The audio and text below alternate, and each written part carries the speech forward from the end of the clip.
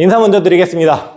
오늘 교수님께서 직접 섭외를 해주셔서 엄청 많은 준비를 했는데 오늘 여기 있는 것처럼 취업준비 새내기를 위한 특강을 진행할 김남용 컨설턴트입니다. 와.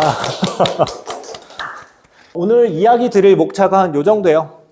교수님께서 좀 이제 취업을 준비하는 친구들이다 보니까 정보 수집 방법에 대해서 말씀을 해달라고 이야기를 해주셨는데 그 전에 사실 마인드가 가장 중요해요.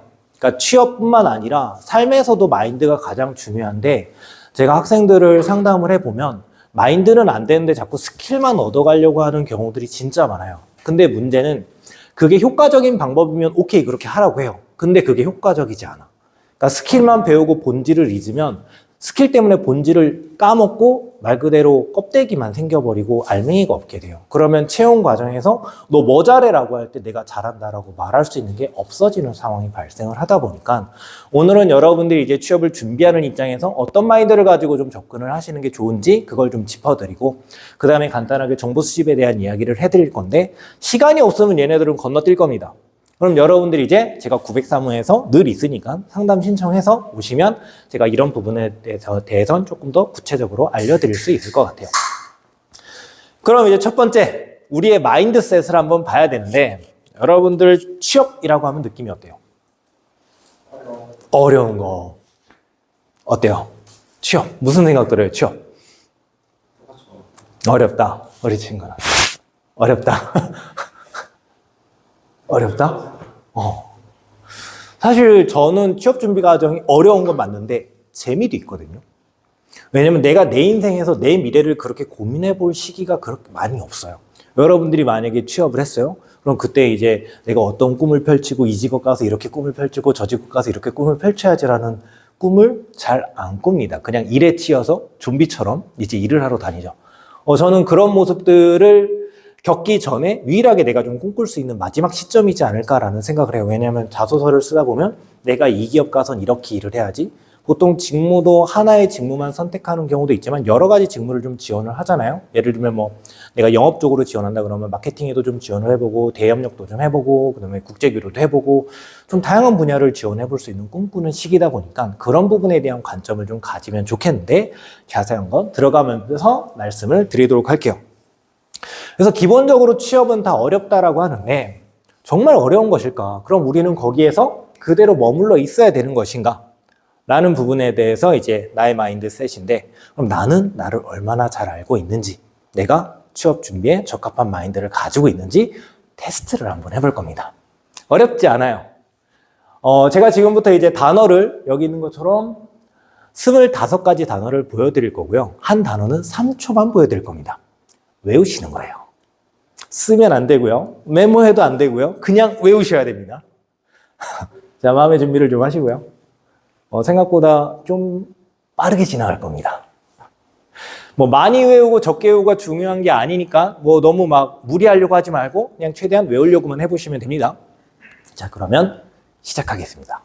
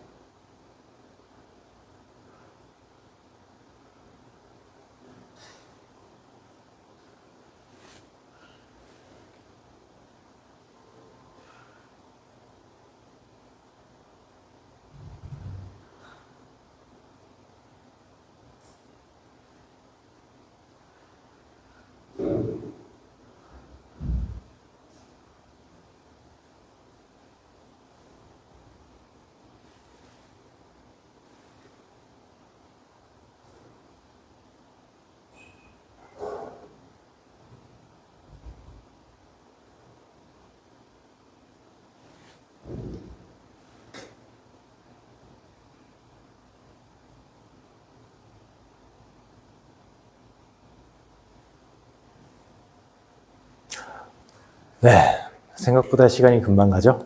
아직 쓰는 거 아닙니다. 그럼 지금 할 건 내가 지금 25개 단어 중에 몇 개를 외우고 있을 것 같다 라고 하는 개수를 적어주세요.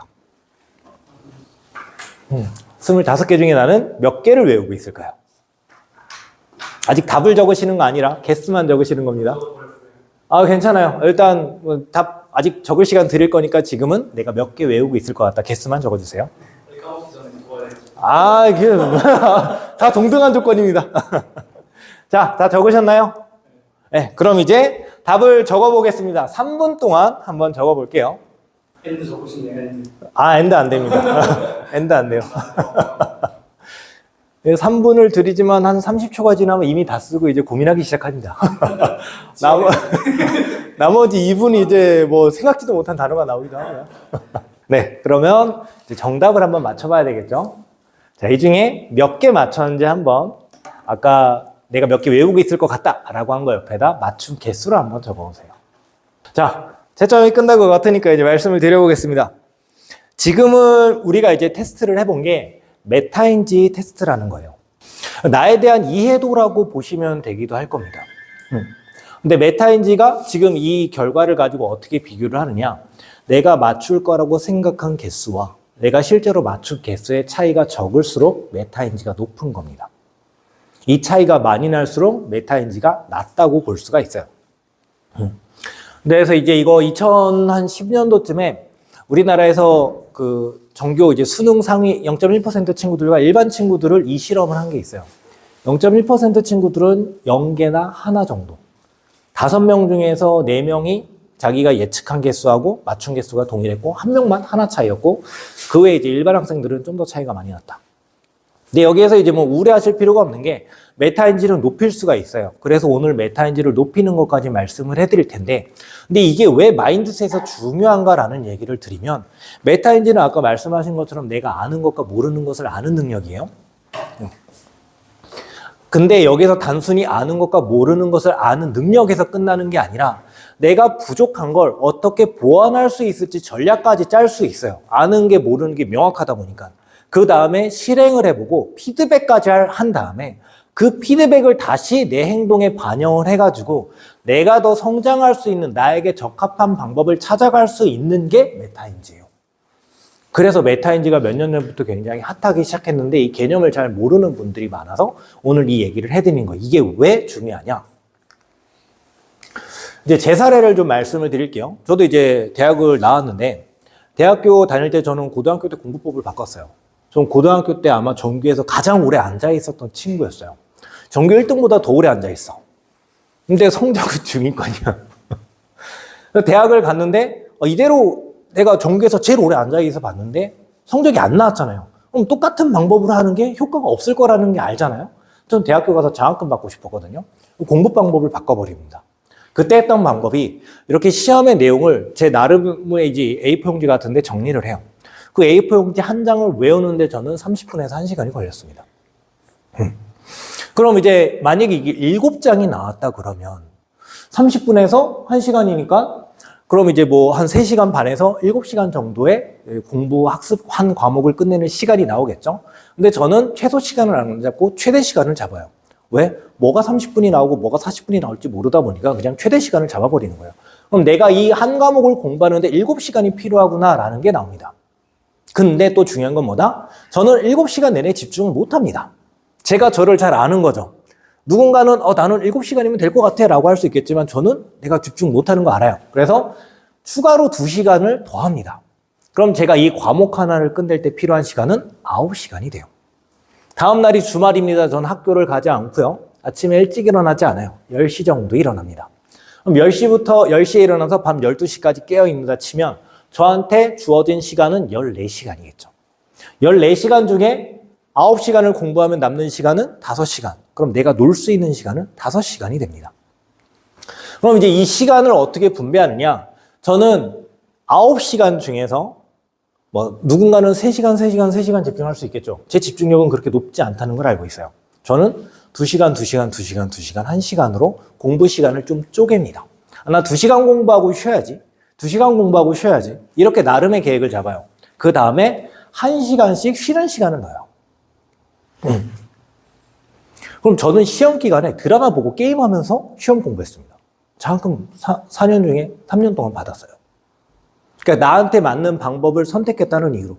물론 이게 한 번에 된 게 아니에요. 처음에 이 정리를 어떻게 할지도 여러 번 시행착오를 거쳤고, 그리고 이 시간 분배에 대해서도 욕심내가지고 놀고 싶으니까 한 4시간, 5시간 2번 딱 해서 끝내고 오늘 하루 종일 놀아야지라고 했는데 막상 해보니까 안 되는 시행착오를 겪으면서 나한테 필요한 집중력은 내가 이 정도가 맥시멈이겠구나 라고 내 수준을 이해한 다음에 반응하기 시작하면서 적합한 방법을 찾아 나가다 보니까 성적이 오르기 시작한 거죠.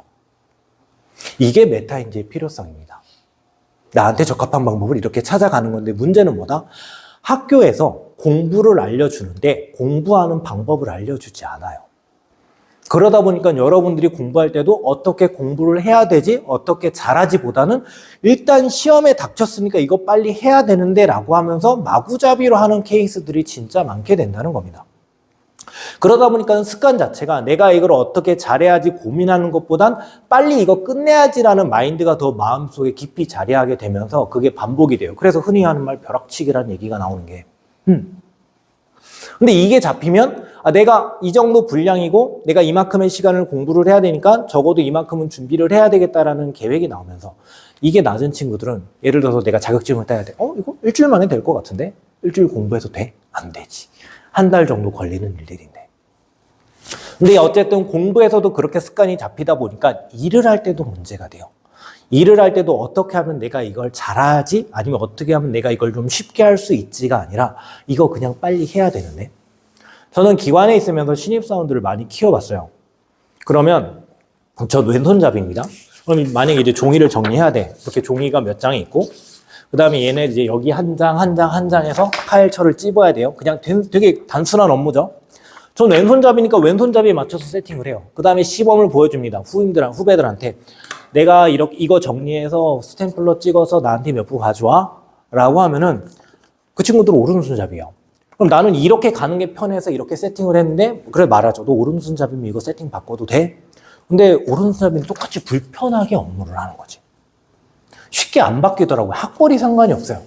그냥 내가 이 일을 좀 더 잘하고 효율적으로 할 수 있는 방법을 고민할 수 있는가 없는가에 대한 문제예요. 그거는. 그게 얘라는 거죠. 근데 이게 또 어디에 작용이 되냐면 자존감에도 작용이 돼요. 그러니까 내가 어느 정도 할지를 모른다라고 했으면 시험 공부할 때 이번에 내가 A 맞고 싶어.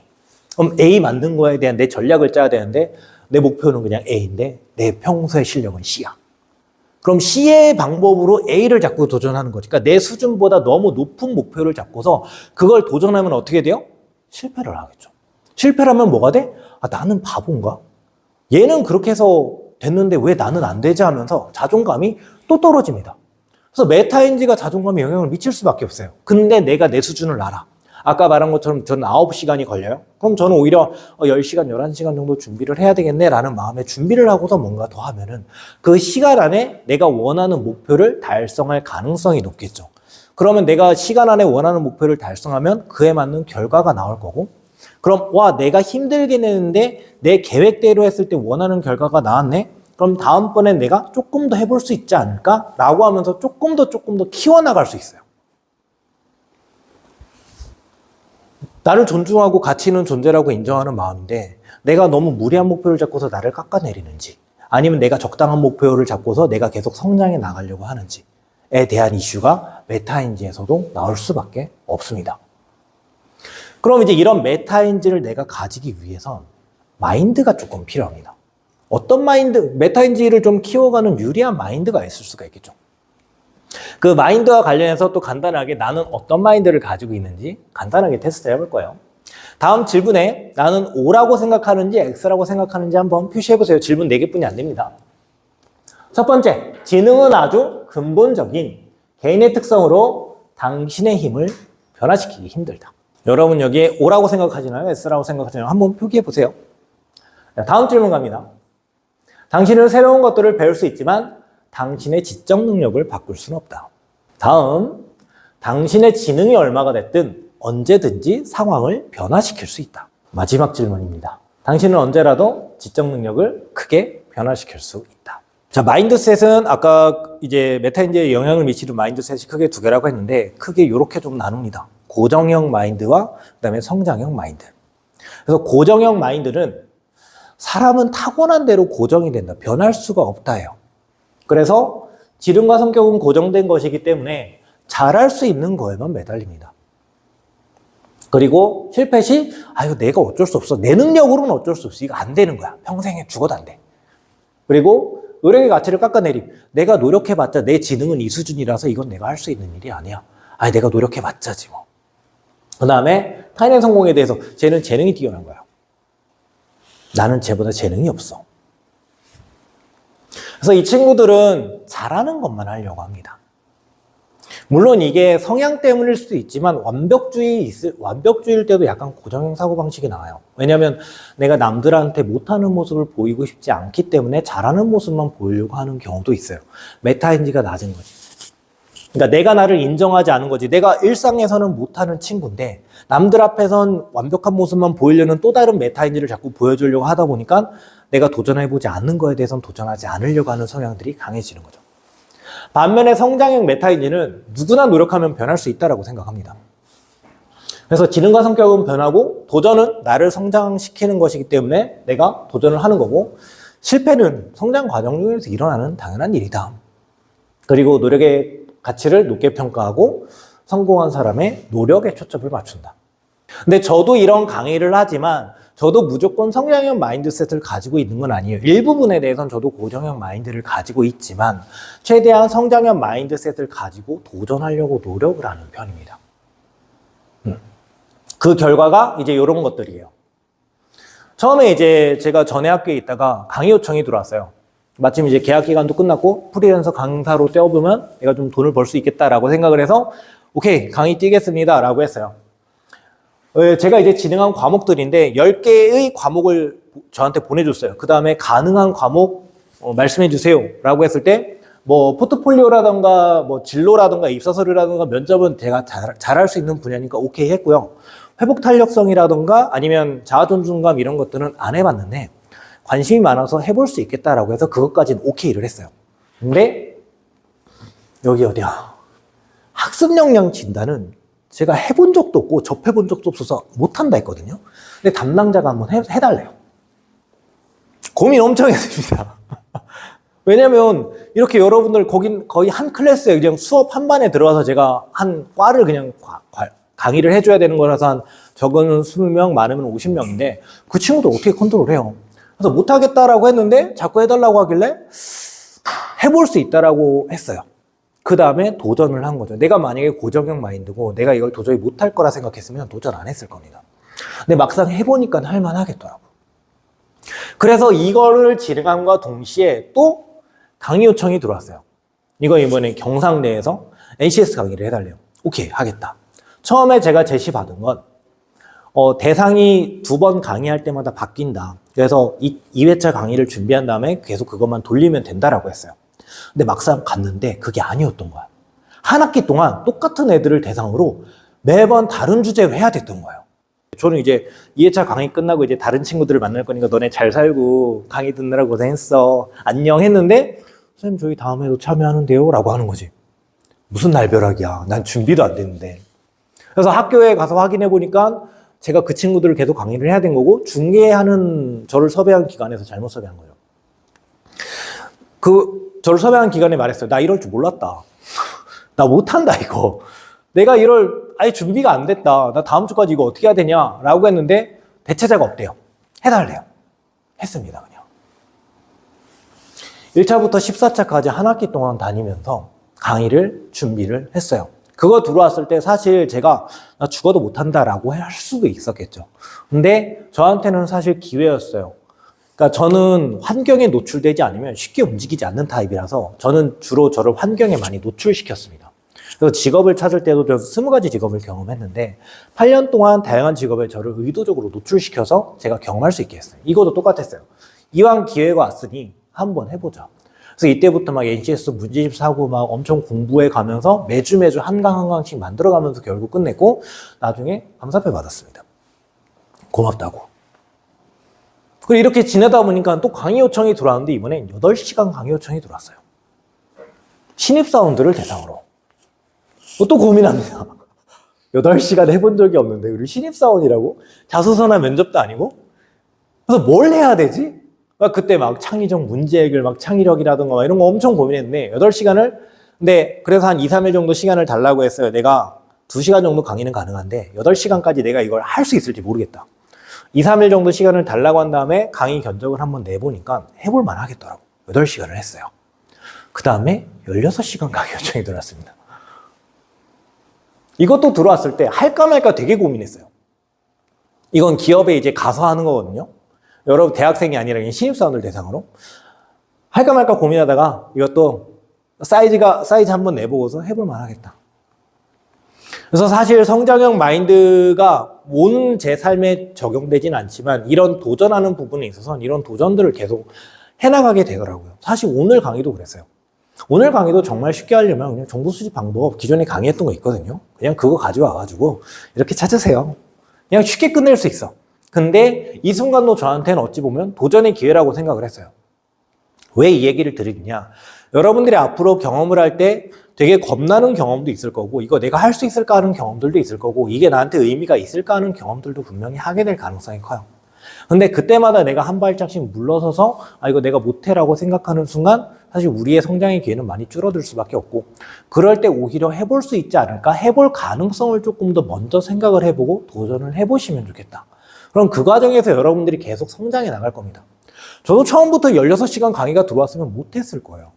죽어도 못한다 했을 겁니다. 근데 단계적으로 가다 보니까 해볼만 하겠는 내가 된 거예요. 근데 대부분의 친구들이 첫 술에 너무 배부르려고 해요. 기타도 못 치는데 처음에 기타를 잡자마자 이틀 만에 헤비메탈 막 할 것처럼 그렇게 생각을 해. 불가능해. 어떻게 그래. 실패를 스스로 받아들일 용기가 있어야 된다. 그게 메타입니다. 그래서 이런 과정을 거치다 보니까 메타인지가 생기다 보니까 내가 도전하는 거에 대해서 점점 좋은 결과를 얻기 시작하고 그게 자존감을 높이면서 마인드셋을 강화시켜주고 다시 메타인지를 더 높이고 내가 이 정도까지 할 수 있었네? 또 자존감 높이고 또 할 수 있겠네? 선순환이 되는 겁니다. 근데 이게 선순환이 되면 뭐가 되느냐? 이 역량들이 커요. 내가 어떤 도전을 할 때 이거 안 돼가 아니라 해볼만 하겠는데? 일단 긍정적으로 접근하기 시작해요. 그 다음에 도전을 합니다. 근데 도전을 해보다 보면 이건 이제 여자분들이 조금 유리하긴 한데 이제 우리가 옷을 사야 돼. 원하는 아이템이 있어. 근데 저한테 이제 우리한테 있는 돈이 2만 원뿐이 없어요. 근데 이 아이템이 4만 원이야. 여러분들 포기합니까? 우리 친구? 아니다라고 하거든요, 보통. 2배 차이예요. 남자애들은 이거 뭐 굳이 필요도 없는데 뭐 이런데 여자분들은 안 그러더라고. 이때부터 무슨 고민을 하냐면 엄카를 생각합니다. 일단 엄마 카드를 내가 어떻게 빌릴 수 있을까? 그 다음에 할인을 죄다 적용해요. 어디 가입하면 뭐 할인 그래서 한 2만 원 언저리로 만들어서 구매를 합니다. 모든 일이 똑같아요. 어떤 처음에 내가 도전을 할 때 이거 안 될 것 같다라고 생각을 하면 그건 못 사. 근데 지금처럼 이 옷 내가 무조건 살 거야 라고 하는 순간 방법이 보이기 시작해요. 그 과정에서 차이가 생겨요. 처음에는 한 가지 방법으로 도전을 해요. 처음에 엄카만 빌리려고 해. 근데 엄마 나 4만 원짜리 옷 사게 카드 좀. 그럼 엄마가 너무 비싸. 너 그거 왜 사? 있잖아. 그럼 뭐예요? 부정적이면 거기서 도전 안 하는 거죠. 근데 긍정적이면 어떻게든 사고 싶은데 그럼 좀 저렴하게 말하면 엄마가 카드를 줄 수 있지 않을까? 할인을 죄다 적용한 다음에 엄마 4만 원짜리를 내가 2만 원에 했어. 엄카 좀. 카드 좀. 그럼 엄마가 못 이기는 듯이 주실 가능성이 큰 거죠. 그렇게 도전을 했다라고 한다면 그 다음 도전에서는 만약에 할인을 적용을 하고 엄마 카드를 요청했는데 안 됐어. 그럼 거기서 포기할까요? 안 합니다. 아빠 카드 빌리고요. 누구 카드 빌리고요. 그러니까 새로운 대안들을 계속 만들어 나가면서 내가 어떤 문제를 바라보는 관점을 계속 넓혀갑니다. 그렇게 해서 차이가 늘어요. 그렇게 내가 어떤 도전을 하는데 다양한 방법으로 접근을 하다 보면 결과가 나기 시작하고요. 그러다 보면 재미있어집니다. 그러면 열정이 붙어서 계속 또 도전을 하고 싶어요. 취업 단계에서 이게 나오는 게 처음에 내가 자소서를 쓸 때 너무 힘들어요. 근데 대부분 취업 어렵다라고 접근하죠. 어려운데 내가 돈을 벌기 위해서 이딴 걸 왜 쓰고 있어야 돼? 라고 생각하는 순간 자소서는 되게 괴로운 작업이 돼요. 근데 말씀드린 것처럼 내가 내 인생에서 이렇게 꿈꿀 수 있는 시간이 많이 없는데 이럴 거 써볼 때 내가 한번 내 미래를 꿈이라도 꿔봐야 되겠다. 삼성 못 들어갈 것 같긴 한데 근데 자소서 쓰는 동안은 들어갈 것 같아야지 내가 삼성을 들어갈 거 아니에요. 시작부터 지지 말라는 거예요. 그럼 삼성 자소서를 쓰는 동안은 복지도 이렇게 좋고 월급도 이렇게 받고 막 일 분위기도 이렇다는데 확 들어가면 나 진짜 이렇게 일해야지. 그런 꿈을 꾸고 쓰면은 생각보다 자소서가 재미있을 수 있어. 물론 그래도 재미없을 수 있어요. 근데 그렇게 이제 중견중소기업이라든가 기업들을 쓰다 보면 점점 실력이 오르면서 합격을 하기 시작해요. 그럼 그때부터 이제 맨날 떨어질 때보다 더 재미있어지기 시작해. 처음에 10군데 지원했는데 한 군데, 두 군데 붙다가 한 7군데, 8군데씩 서류 통과하기 시작하면 야, 이제 내가 됐다. 그럼 그때부터 이제 면접에서 또 좌절하기 시작하고, 근데 좌절 하다 보면 또 실력이 쌓이고, 그럼 면접도 재미있어지고, 나중엔 실력이 쌓여서 골라서 갈 수 있다는 겁니다. 그냥 똑같아요. 일은 안 그럴까? 신입사원 많이 골라왔다 했잖아요. 신입사원한테 일 시킬 때 그런 얘기 들은 적도 있어요. 선배님, 저희가 안 해봤으니까 다른 업무 주세요. 말이야, 방구야. 너가 그 일 하려고 뽑힌 건데 그 일을 너가 못하겠다라고 한다면 너 무슨 일 할래? 회사가 너한테 돈 왜 줘야 돼? 그러니까 기본적으로 일을 할 때도 우리가 취업을 할 때도 공부를 할 때도 똑같은 패턴입니다. 근데 이게 왜 중요하냐? 기업의 인재상이 이걸 원해요. 삼성의 인재상이죠. 열정, 창의혁신, 인간미, 도덕성. 현대자동차 핵심가치, 고객 최우선, 도전, 소통협력, 인재존중, 글로벌 지향. LG전자, 꿈과 열정을 가지고 세계 최고에 도전하는 사람, 고객을 최우선으로 생각하고 끊임없이 혁신하는 사람, 팀워크, 창의, 실력 배양, 정정당당. CJ, 정직, 열정, 창의, 존중. 기업들이 원하는 게 똑같습니다. 그냥 우리가 취업을 위해서 이렇게 하라는 게 아니라 그냥 내 삶을 좀 더 풍요롭고 내가 좀 더 수월하게 인생을 살아갈 수 있도록 방법들을 고민하는 그 과정들이 결국 기업에서 원하는 거라는 거죠. 왜? 기업은 문제를 풀어서 돈을 버는 조직이에요. 그럼 이런 행동들이 한 가지 문제를 바라볼 때 하나의 방법으로만 도전해서 포기하는 게 아니라 이것도 해보고 이것도 해보고 이것도 해보다 보면 문제 해결 능력 자체가 늘어나는 거고, 그럼 기업은 어려운 문제를 풀수록 돈을 더 많이 벌고 그럼 본인한테 줄 돈들이 더 많다 보니까. 이게 어디에서 가장 많이 나타나냐면 요즘에 개발자. 요즘엔 그래도 대졸이라는 커트라인을 좀 걸긴 하는데 한 5년 전만 해도 학력 무관이었습니다. 학력 안 봐요. 왜? 우리는 실력만 봐. 코딩으로 어플 프로그램 개발할 수 있는 능력만 너네가 가지고 있으면 그 문제를 해결할 문제풀이 능력만 가지고 있으면 학벌 안 본다였습니다. 결국 기업에서 원하는 건 이거고 우리가 이 능력을 가지고 있으면 인생 살아갈 때도 좀 유리할 것이다. 그래서 마인드셋을 기본적으로 알려드린 이유가 그겁니다. 결론적으로 이런 노력들이 나를 성장시키고 내가 돈을 더 많이 벌게 할 것이다. 제가 하는 도전도 저도 계속 그걸 노력하고 있는 거죠. 근데 이렇게 좋은 얘기만 하면 사실 좋겠지만 이럼에도 불구하고 지금 우리가 어떤 상태인지 한번 눈여겨볼 필요가 있는데 가장 위험한 게 저는 학습된 무기력이라고 봐요. 이것도 들어봤죠? 꾸덕꾸덕 하는 거 보니까 익숙한 단어 같은데 들어봤어요? 이 단어? 못 들어봤어요? 들어봤어요? 어떤 실패 경험이 지나치게 누적이 되어서 내가 이거 해도 안 돼라고 그냥 약간 자포자기하는 상태가 학습된 무기력인데 생각보다 우리한테 많이 쌓여 있는 경우가 많습니다. 실험을 했어요. 이 우리 안에 ABC 그룹으로 강아지들을 이제 가둬놓고요. 미안하지만 전기 충격을 줍니다. 하루 동안 예고 없이 64번의 전기 충격을 줘요. 그리고 한 번 전기가 가면 5초 동안 전기를 보냅니다. A그룹의 강아지는요, 버튼이 있어요. 그래서 코로 버튼을 누르면 전기가 멈춥니다. B그룹의 강아지는요, 아무것도 없어. 묶어놔가지고 전기가 오면은 그냥 참아야 돼. 깨갱깨갱 하면서. C 강아지들은 아무것도 안 합니다. 이렇게 하루를 보내고 이 강아지들을 다른 우리에 옮깁니다. 어떤 우리냐?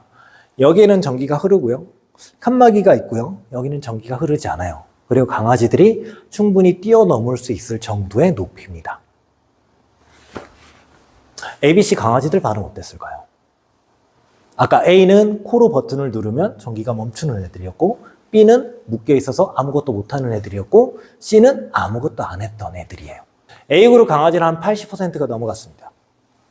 내가 버튼을 눌렀을 때 변화가 일어났고 긍정적인 자극이 왔으니까 방법이 있다 생각해서 넘어가요. B그룹 강아지들은 어쩔 수 없는 애들은 20%만 넘어갔어요. C는 한 50%가 넘어갔고. 우리가 지금까지 살아오면서 도전을 했을 때 내 생각만큼 결과가 나오지 않았던 경우들이 되게 많았을 겁니다. 저도 대학교 때도 그렇고 사회 나와서도 도전했을 때 긍정적인 결과를 얻는 게 생각보다 많지 않을 수도 있어요. 근데 이걸 말씀드린 이유는 이걸 애초에 이 개념 자체를 모르면 나는 그냥 바보인 거야.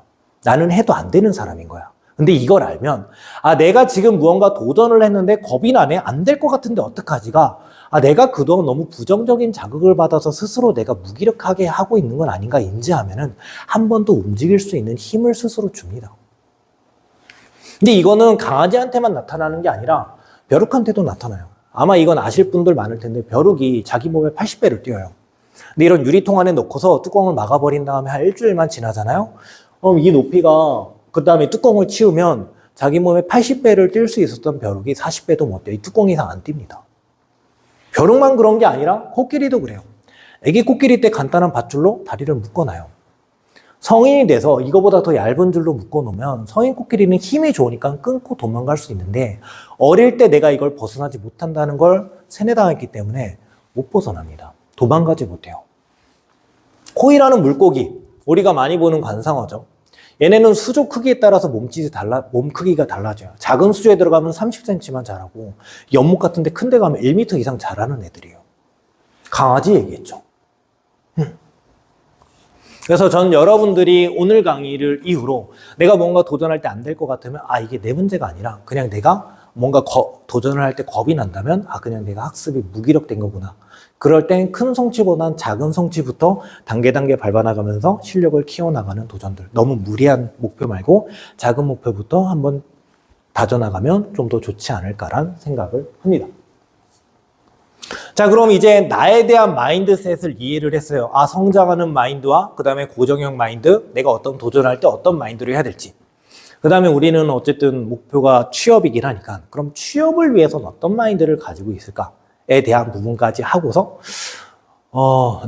일단 쉬는 시간을 가질지 아니면 계속 진행을 할지 가보도록 할게요.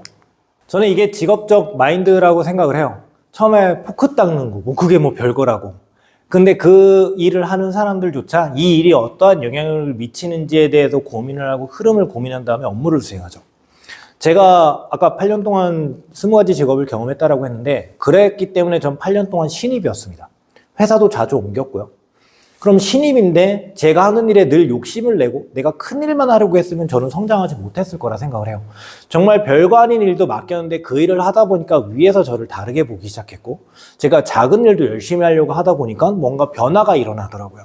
어느 순간 큰 일들이 맡겨지기 시작을 했고 똑같습니다. 우리가 단지 돈을 벌기 위해서 취업 왜 해요? 그러면 돈 벌려고 말하는 친구들이 진짜 많아요. 근데 그 일을 통해서 돈 왜 벌고 싶은데? 그런 의미들을 여러분들이 한 번쯤 고민해 보셨으면 좋겠어요. 너무 어렵게 생각하지 않아도 돼요. 인생의 방향성을 지금 잡으면 좋긴 하겠지만 그게 많이 어렵습니다. 그렇기 때문에 고민을 하지 말라는 게 아니라 좀 더 가볍게 접근을 해보자는 거예요. 예를 들어서 내가 영업을 하고 싶다. 아니면 해외 영업을 하고 싶다. 내가 어떤 제품을 팔 건데 이게 내가 파는 당사자한테 어떠한 영향을 미치는지. 강의도 똑같아요.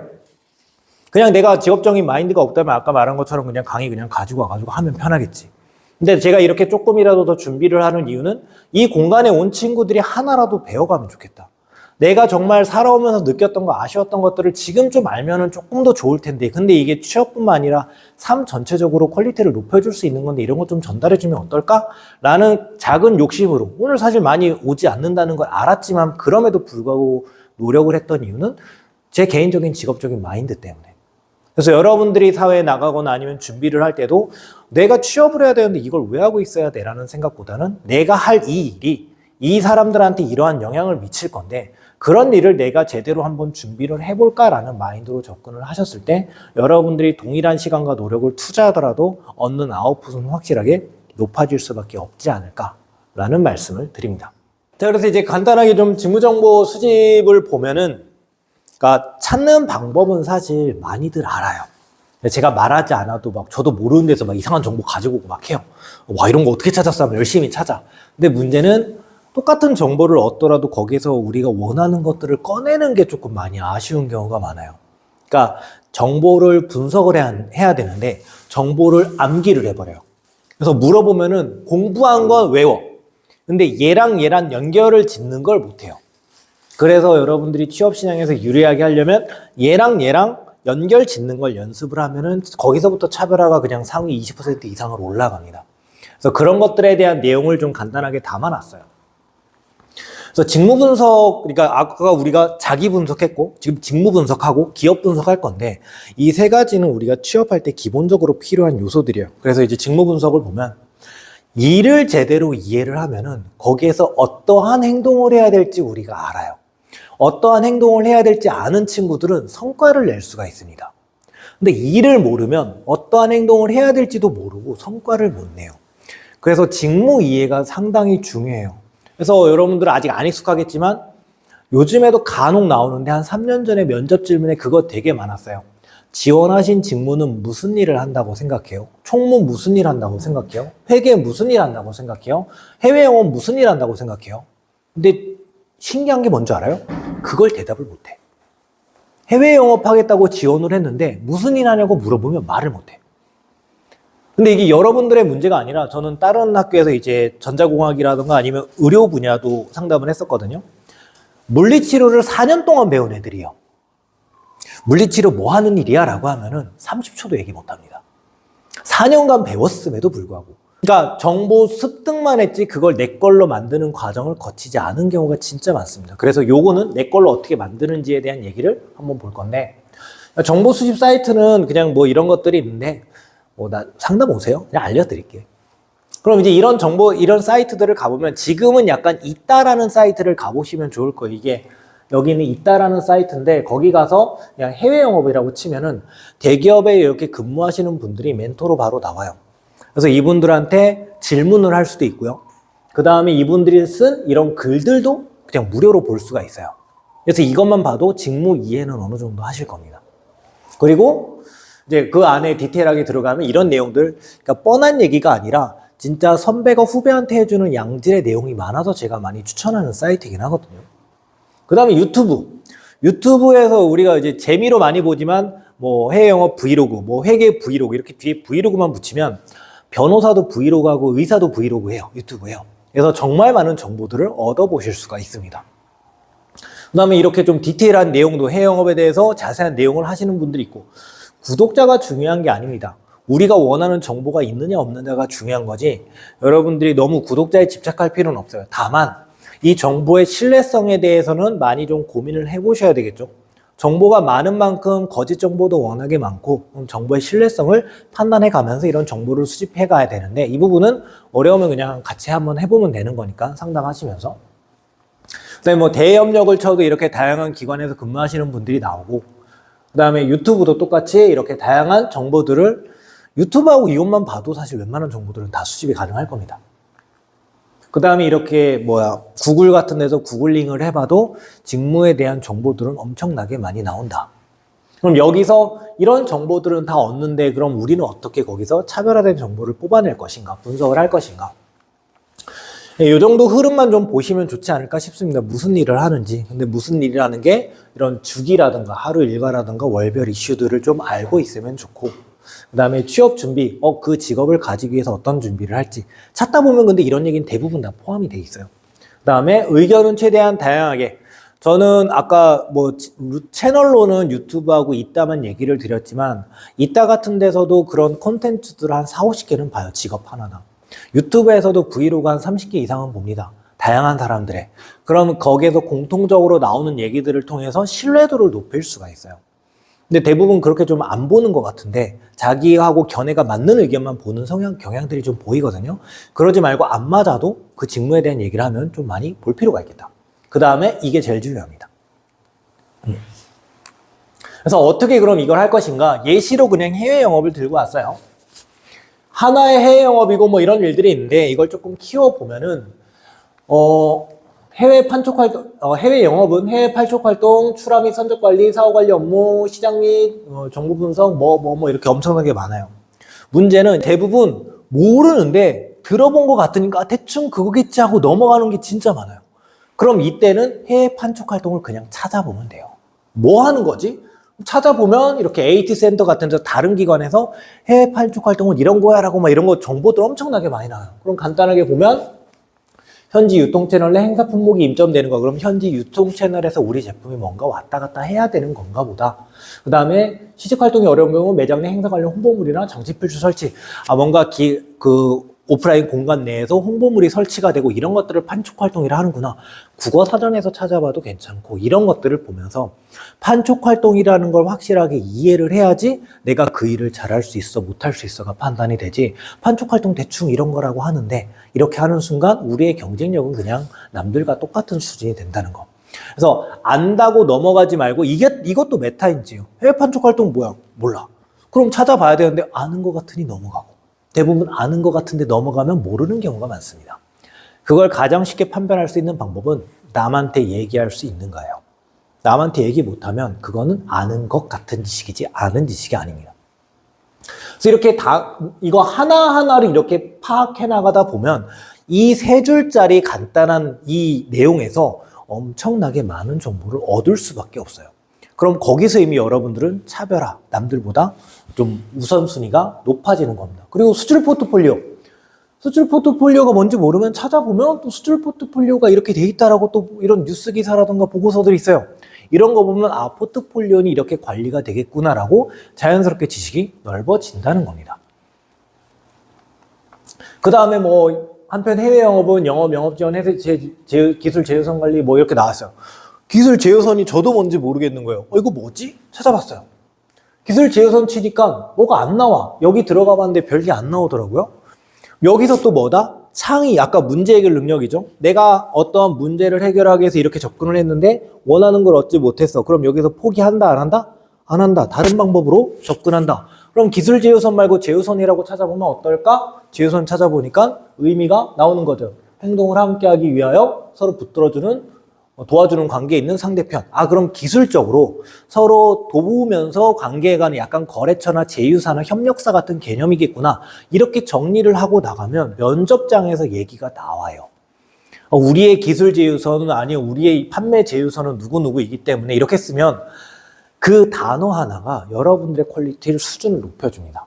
자연스럽게 그런 용어들을 조금 공부하면서 익혀나가는 것 자체가 우리의 또 수준을 높일 수 있다. 그 다음에 커리어 패스 및 발전 방향, 이거 하나 홈페이지에 직무 분석에 이것도 다 써놨어. 그럼 그 성장 방향도 기관마다 조금씩 다를 수 있어요. 비슷하긴 하겠지만. 그럼 이걸 보면서 이 기관에선 이런 루트로 내가 커나갈 수 있겠구나라는 걸 그려보면서 자소서나 면접에서 이에 맞춰서 얘기를 한번 해볼 수가 있겠죠. 그럼 여기서도 이제 이거 하나하나 해당 프로젝트의 흐름을 파악하고 신입인데 무슨 해당 프로젝트의 흐름을 파악해야 돼? 아니에요. 신입이니까 파악을 해야 돼요. 그러니까 저도 일을 하다 보면은 항상 제 일뿐만 아니라 앞뒤 일을 조금 이해를 하려고 해요. 왜? 그게 협업과 소통의 기본입니다. 얘가 무슨 일을 하는지 모르는데 내가 일을 어떻게 처리해야지 얘가 쉽게 이 일을 처리할지 모르는데 어떻게 도와주고 협력과 소통이 되냐고. 그래서 이런 흐름은 사실 좀 여러분들이 많이 알면 좋겠는데 이거는 현직자들의 얘기를 들어볼 필요는 있어요. 제가 그 중에 한 명이고 아니면 주변에 현직자라든가 부모님이 일하고 계시면 그런 분들한테 이런 일에 대한 관점, 선배 특강에서 보면은 선배 어떻게 해야지 취업 가능해요? 뭐 준비해야 돼요? 어떤 활동해야 유리해요? 어떤 자격증이 유리해요? 이런 걸 진짜 많이 묻는데 그거 말고 선배는 그 일을 할 때 앞뒤 어디까지 봐요? 앞뒤 어떤 일이 연결돼 있어요? 이런 질문도 사실 해보는 게 여러분들한테는 더 좋을 수 있습니다. 그 다음에 다른 기관으로 가면은 이제 리딩 포지션이라든가 권역별 핵심 시장이 미국, 중국, 동남아라고 한다면 얘네는 미국, 중국, 동남아가 핵심인데 미국, 중국, 동남아에서 어떠한 형태로 지금 사업이 펼쳐지고 있는지에 대해서 한번 찾아보는 거죠. 이렇게만 보면 미국, 중국, 동남아에서 너네가 굉장히 시장을 펼쳐나가고 있다. 그럼 우리가 거기서 뭐 하냐라고 묻겠지. 왜? 정말 찾아봤는지 안 찾아봤는지 나는 판단해야 되는 사람이니까. 근데 말을 못해요. 대부분. 왜? 안 찾아봤으니까. 이런 거 하나 찾아보는 게 우리가 취업을 준비하는 과정에 있어서 그렇게 큰 노력을 들이지 않는데 차별화를 엄청나게 나타낼 수 있는 요소들. 계속 말하죠. 다 보고 무조건 많이 보는 게 아니라 적게 보더라도 이걸 확실하게 이해하고 있는가가 정말 더 중요할 수 있다라는 거. 여기서도 이제 하루 일과. 제가 아까 하루 일과라든가 월별 이슈들에 대해서 얘기를 했는데 이걸 알면 진짜 일을 안다라고 느껴져요. 그 다음에 이렇게 수집한 내용들을 아까 기술 제휴선, 뭐 이런 뭐 수출 아니면 포트폴리오 관리라는 부분에서 수출 포트폴리오 그 기사를 본 다음에 내 생각에 이 회사는 이런 포트폴리오를 가지고 가는 게 유리할 것 같아. 보통 기사들을 보면 지금 이 회사는 이런 포트폴리오를 가지고 있고 이렇게 변화하고 있다 이런 정보들이 있어요. 그럼 그런 걸 보면서 그럼 얘네들은 이 아이템은 조금 더 이렇게 하면 좋지 않을까? 라는 정도의 내 생각들을 정리해 놓는 것들이 사무실에 근로하는 친구 같은 경우는 금융권을 준비하는데 아직 경제 스크랩을 안 하고 있대요. 기사를 공부하고 있지 않고 있대요. 지금부터 하라고 했어요.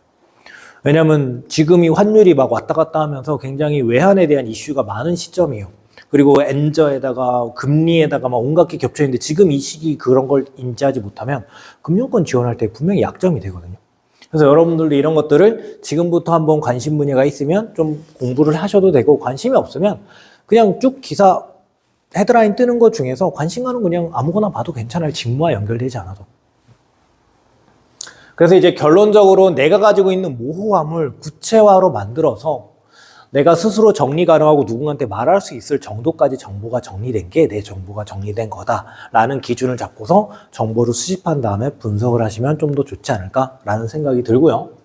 그다음에 이제 기업 정보 수집 및 분석 같은 경우는 기관마다 조금 정보를 얻을 수 있는 사이트가 달라서 그냥 요 정도만 좀 얘기를 드리고 이 안에서도 이제 보고서들 보면 어디까지 봐야 될지도 좀 이슈들은 있어요. 근데 요 정도만 봐도 웬만한 정보들은 좀 많이 수집이 가능할 것이다. 삼성전자 케이스를 보면은 이렇게 금융감독원 전자공시 시스템에 가서 보면은 이제 보고서에 우리가 이러한 삼성전자에선 이러한 사업들을 이 회사 삼성전자에서 쓴 보고서입니다. 이제 이걸 보고서 투자자들이 투자를 결정하는데 지금 우리는 DX 부분은 이러고 DS 부분이 이러다. DX 부분은 어떤 사업들이 있고 이걸 얘네가 다 분석해놨어요. 사업 분석 그리고 계열사라든가 이런 거 다 나와 있고요.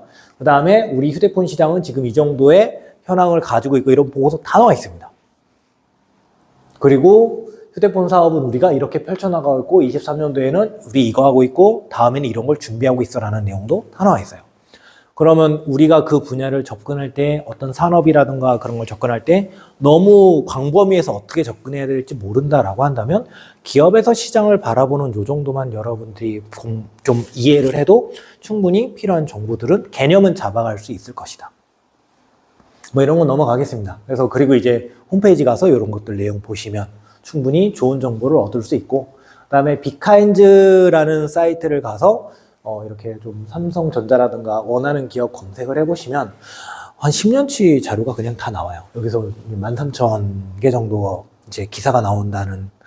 그래서 뭐 구글링 하는 것보단 이런 사이트 가서 그냥 보는 게 좀 묶어서 볼 수 있고 이런 데 가보면 형태소 분석이라든가 이런 분석 결과 시각화라는 게 있어요. 그래서 어떤 키워드들이 많이 나왔는지 도형 시각화된 자료로도 보여주다 보니까 궁금하시면 그냥 관심 가는 기업 있으면 이런 거 한번 찾아봐도 괜찮은데 이제 마무리를 한번 가볼게요.